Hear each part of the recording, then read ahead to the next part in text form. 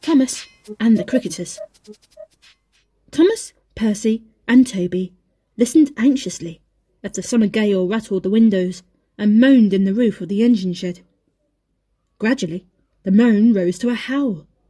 There was a crack and a slithering noise on the roof as a slate broke and slid into the guttering. The engines shivered.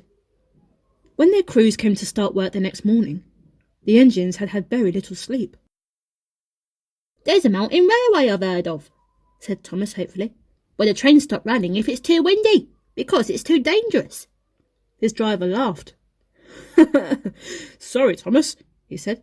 "To begin with, you'll weigh much more than those little engines, and secondly, wind is usually far worse up in the mountains." Thomas soon found out that the wind was not only strong, but cold too.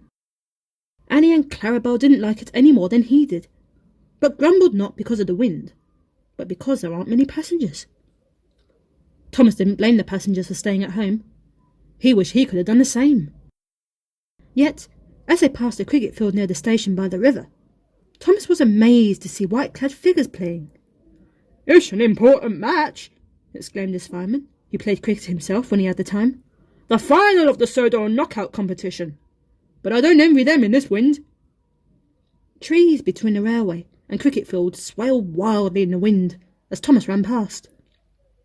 One of the players recognised the fireman and waved. The fireman waved back, but he was glad to be in the shelter of Thomas's cab today. At the junction, James told them about the trouble that the wind had caused all over the island. "Let's get home as quickly as we can," said Thomas when James had gone. They reached the middle station safely and stopped. Only 2 passengers got out, and Thomas whistled and set off again. By the time they reached the curve, which led around the cricket field, they were running nicely. Come along now, he puffed confidently to Annie and Clarabel. "Not far now," he said to himself.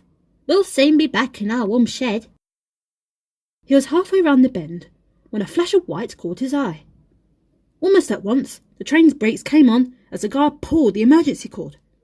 With a squeal, Thomas slowed and stopped, but not before he had rounded the curve far enough to see a huge tree lying across the line. "Oh, phew!" he exclaimed. "How did the guard know about that?" His driver looked back and saw some cricketers running towards them, followed by the guard. "Thank goodness!" panted the cricketers. "We heard Thomas's whistle as he left the station, and just then we saw the tree come down. We didn't think we'd be in time. We're glad we were."